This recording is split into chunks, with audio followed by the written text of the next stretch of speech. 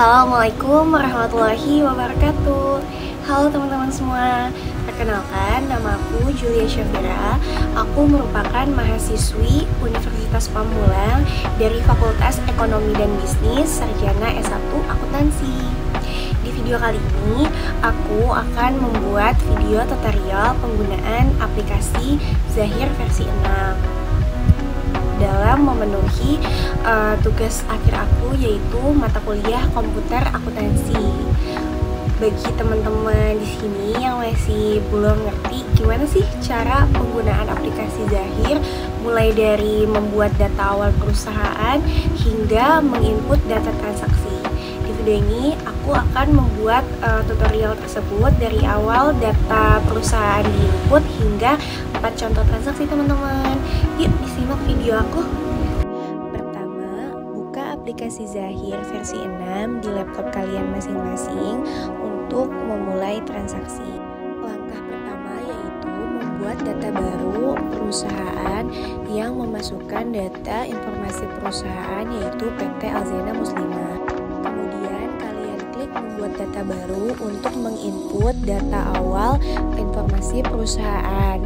Kalian bisa isi dengan nama perusahaan, alamat perusahaan, negara, kota, dan kode pos sesuai yang tertera pada soal terlampir.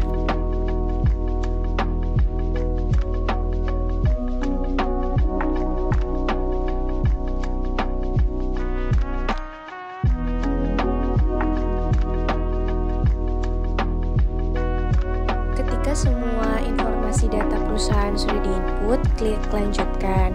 Ganti bulan awal menjadi bulan Januari sesuai pada soal, dan tahun pun diganti menjadi tahun 2018. Kemudian simpan file tersebut dengan nama PT dan nama kalian masing-masing.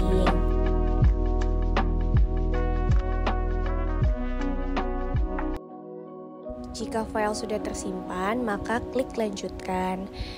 Seperti contoh yang tertera pada video, kemudian klik lanjutkan hingga data baru. Pilih perdagangan umum, kemudian klik lanjutkan.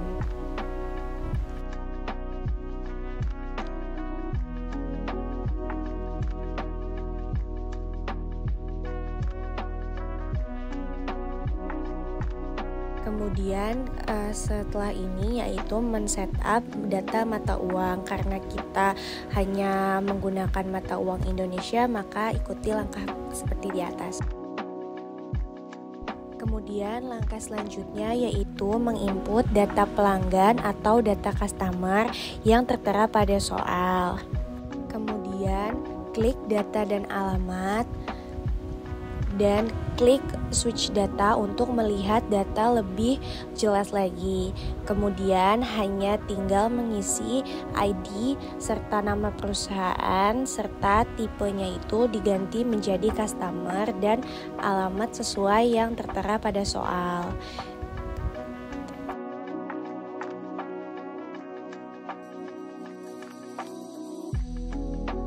Kemudian dilanjutkan dengan ID perusahaan yang kedua hingga semua data customer itu terinput.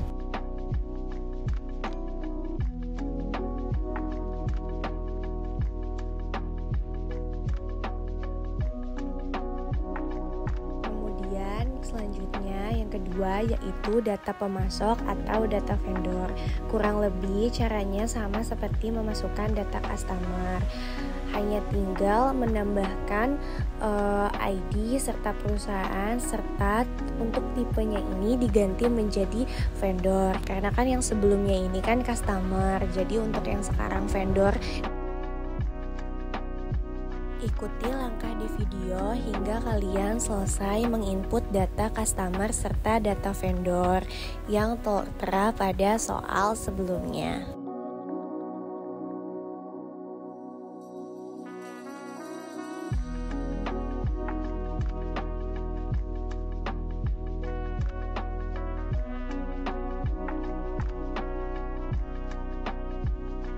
Jika kalian sudah menginput data customer serta data vendor, langkah selanjutnya yaitu menginput data persediaan.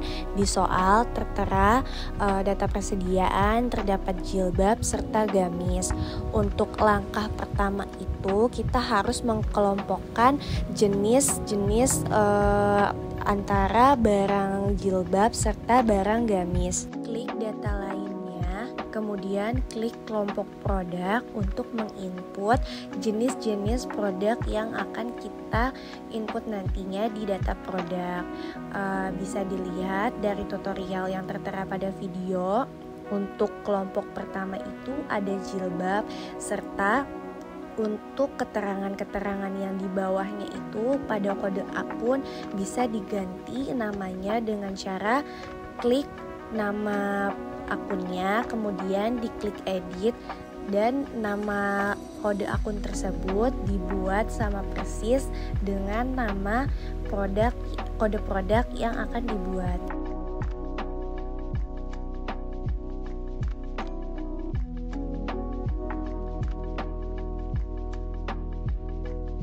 Ikuti terus untuk yang produk kedua diganti menjadi gamis seperti video di atas.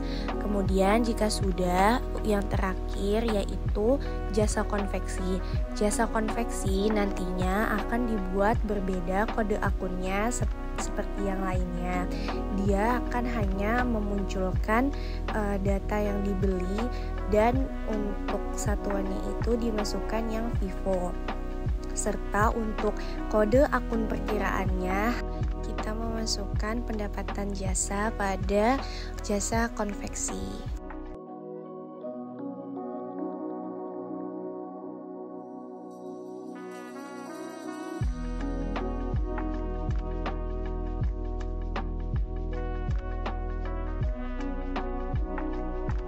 Sama seperti yang tertera pada video, yaitu sifat persediaannya diganti menjadi dibeli dan kemudian diganti menjadi Vivo. Untuk yang satunya lagi sistem persediaannya, kemudian penjualannya itu diganti menjadi pendapatan jasa. Kemudian jika kelompok barang sudah di-input, kita bisa langsung menginput data persediaan yang tertera pada soal, mulai dari jilbab putih hingga nanti kita menginput data jasa konveksi. Pertama-tama yaitu klik data produk, kemudian switch data dan add data.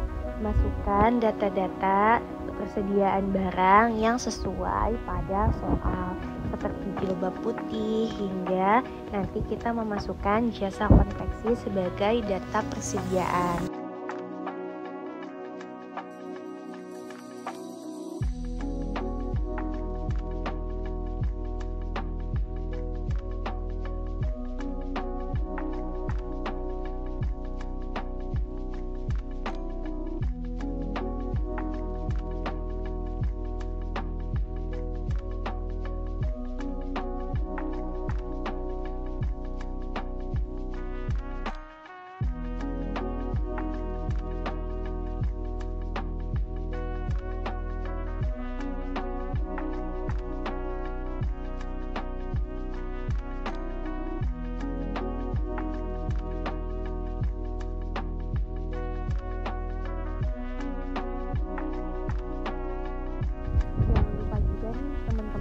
Kelompok barangnya itu jangan lupa diganti sesuai dengan kelompok barang yang udah kita tadi ubah ya teman-teman. Nah, kalau misalkan udah semuanya terinput akan tampil seperti gambar di atas. Kemudian yaitu kita menginput data saldo awal, yaitu data neraca. Ini mungkin ada beberapa nama-nama akun yang gak sesuai dengan nama akun yang telah tersedia pada aplikasi Zahir. Makanya karena kita menyesuaikan data yang ada pada soal, kita akan ubah beberapa nama-nama akunnya ya teman-teman. Seperti bank ini kita ganti nanti menjadi Bank BCA. Kemudian kalian klik data rekening serta jangan lupa di switch data, dan kalian bisa langsung klik 2 kali untuk nama akun yang akan kalian ganti. Contohnya seperti ini, Bank BCA serta piutang usaha kita mengganti menjadi piutang dagang.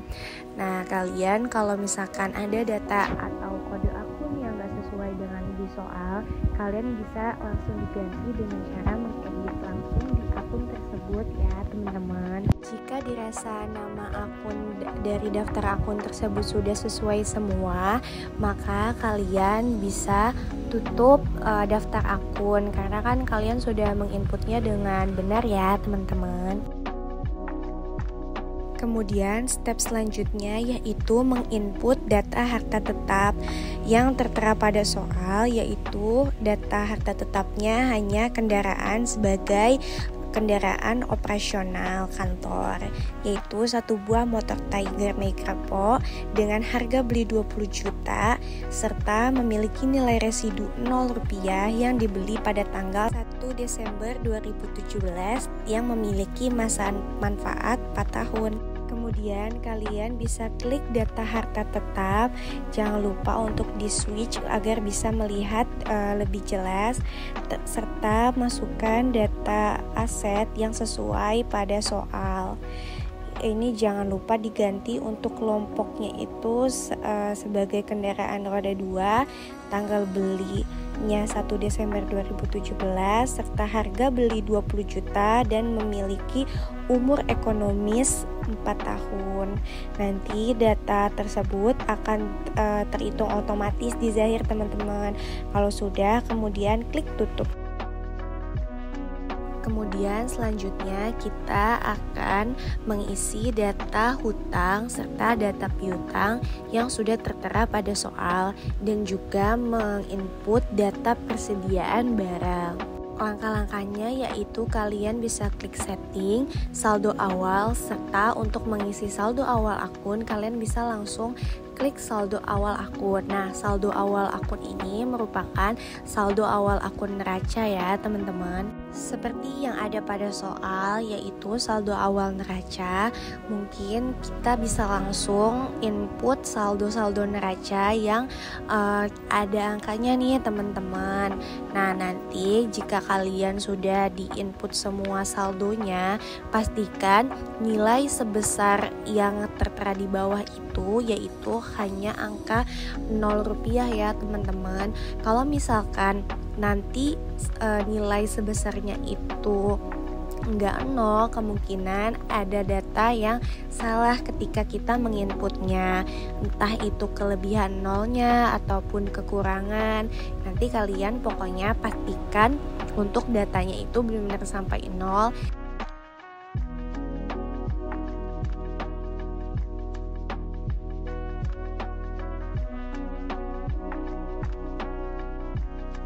Jika semua saldo awal akun neraca sudah sesuai dan sudah 0, yang berarti udah bener nih data saldo awal akun yang di-input. Kemudian kalian bisa klik rekam sebagai untuk menyimpan dokumen saldo awal akun kalian. Kemudian untuk mengisi data saldo awal piutang usaha itu sama ya teman-teman, sama kayak mengisi saldo awal neraca kayak tadi yang sudah tertera pada soal, yaitu saldo awal piutang usaha ada 3 invoice ya teman-teman. Nah, kalian tinggal masukin nama pelanggan serta tanggal dan nomor invoice yang tertera pada soal teman-teman. Jangan lupa untuk termin pembayaran itu diisi sesuai pada soal dengan hari diskon 10, jatuh tempo 30 hari, serta mendapatkan diskon 2% kalau dia pelunasannya itu sebelum jatuh tempo dan sebelum 10 hari ya teman-teman.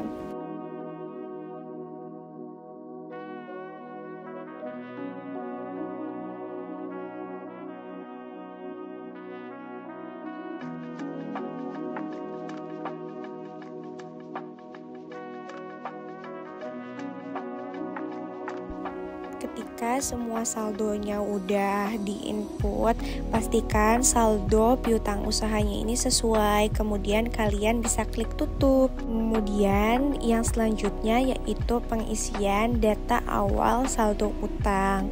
Nah, caranya masih sama seperti saldo awal piutang usaha. Cuman yang membedakan yang kali ini yaitu saldo awal utang usaha. Jika sampai nanti transaksi saldo awal utang usaha selesai, kalian bisa klik tutup.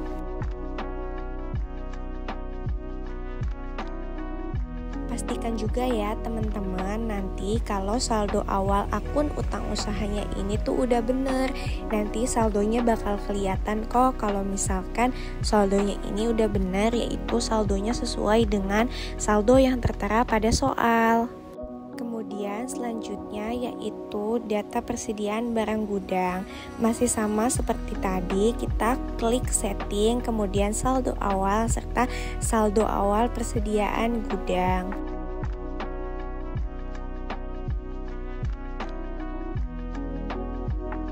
Kalian hanya tinggal mengganti kode barang sesuai dengan saldo awal persediaan.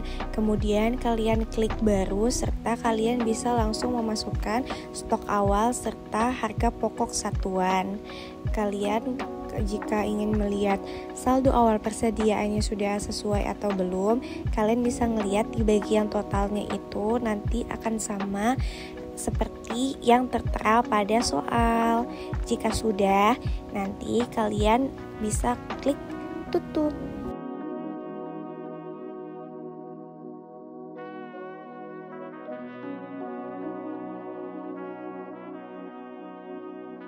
Kemudian sekarang kita udah masuk ke dokumen transaksi nih teman-teman. Nah, untuk dokumen transaksi yang pertama yaitu sewa dibayar di muka.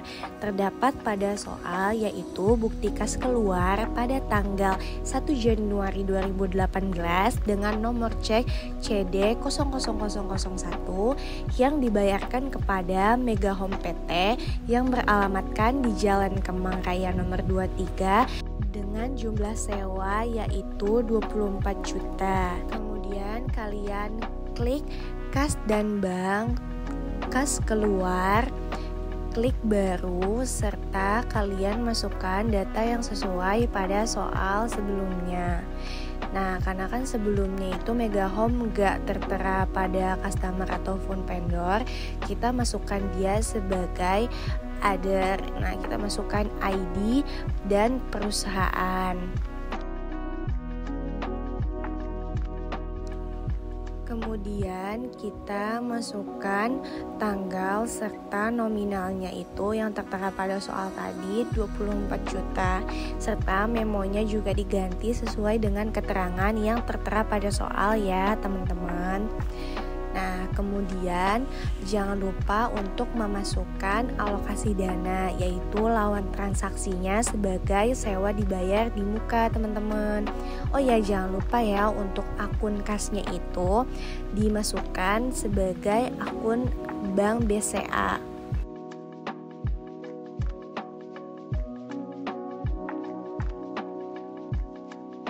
Jika data sudah sesuai, maka klik rekam. Nanti akan muncul tampilan seperti ini, kemudian bisa klik tutup. Kemudian dokumen transaksi kedua yaitu pembayaran piutang. Jadi di tanggal 3 Januari 2018 kita ada menerima uang yaitu pembayaran piutang dari Rayyan Muslim sebesar 2.940 atas pelunasan faktur invoice 001 dan 002. Kemudian kalian bisa klik penjualan serta pembayaran piutang usaha. Klik baru, kemudian untuk akun kasnya itu Bank BCA diterimanya dari Rayyan Muslim serta tanggalnya diganti sesuai dengan tanggal transaksi dengan nominal yang sesuai pada soal yaitu 2.940.000.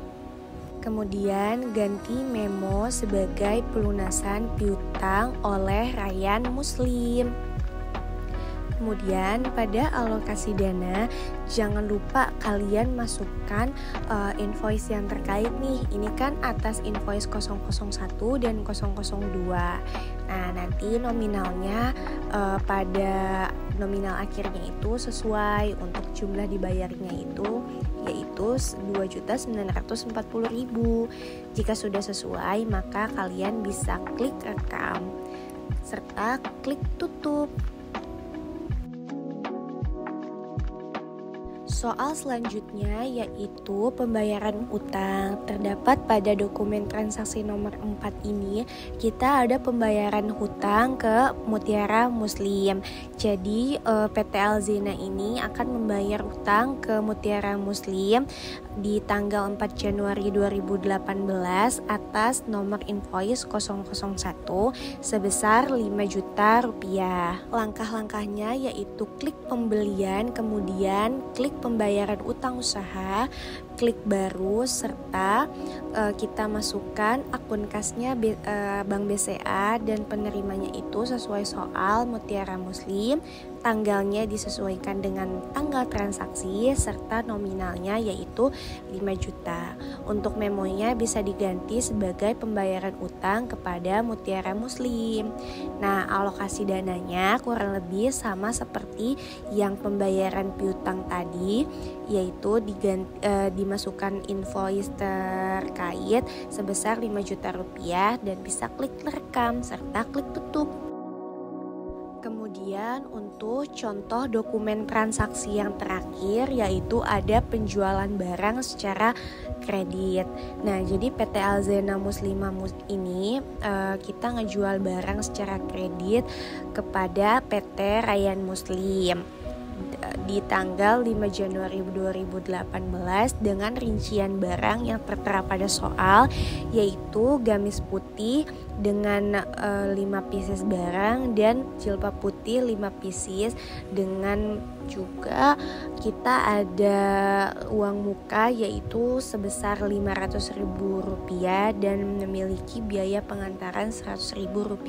Step awal yaitu kita menginput data uang muka penjualan, kita klik penjualan serta kita klik uang muka penjualan.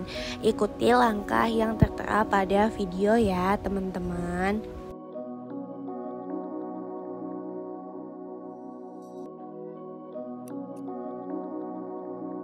Kemudian kita baru input invoice penjualan, klik invoice penjualan, kemudian klik baru, serta pelanggannya disesuaikan dengan yang tertera pada invoice, serta tanggal faktur dan keterangannya. Nah, nama barangnya kita sesuaikan juga yang tertera pada soal, dikirim 5 pieces dengan harga satuan Rp200.000. Begitupun barang yang jilbab juga diinput sesuai pada soal.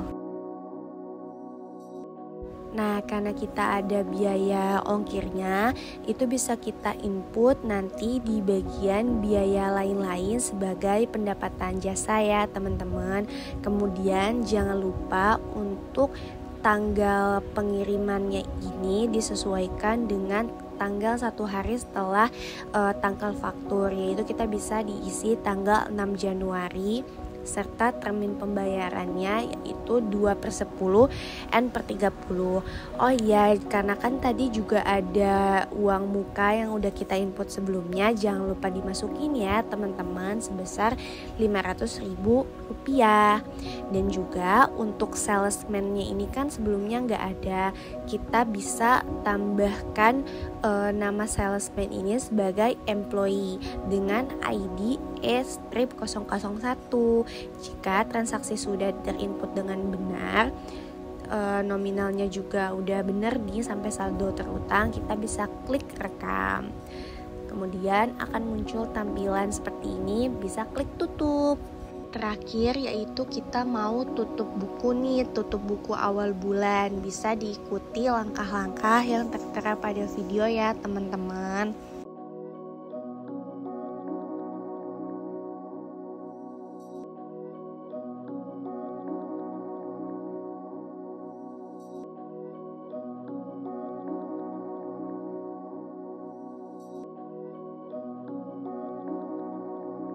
Jika tutup buku sudah selesai, nah kita bisa lihat laporan di bagian laporan. Terus kita bisa klik ini laporan laba rugi dari bulan Januari ya teman-teman. Nanti akan muncul tampilan seperti ini.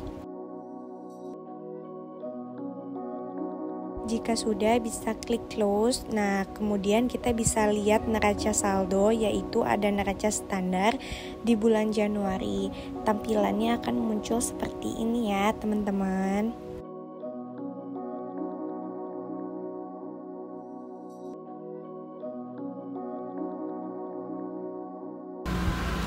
Sekian video yang aku buat untuk tutorial penggunaan aplikasi Zahir versi 6. Semoga bermanfaat buat teman-teman yang masih bingung nih gimana sih cara pengaplikasian aplikasi Zahir mulai dari data awal hingga contoh transaksi. Thanks for watching, semoga bermanfaat. Bye-bye.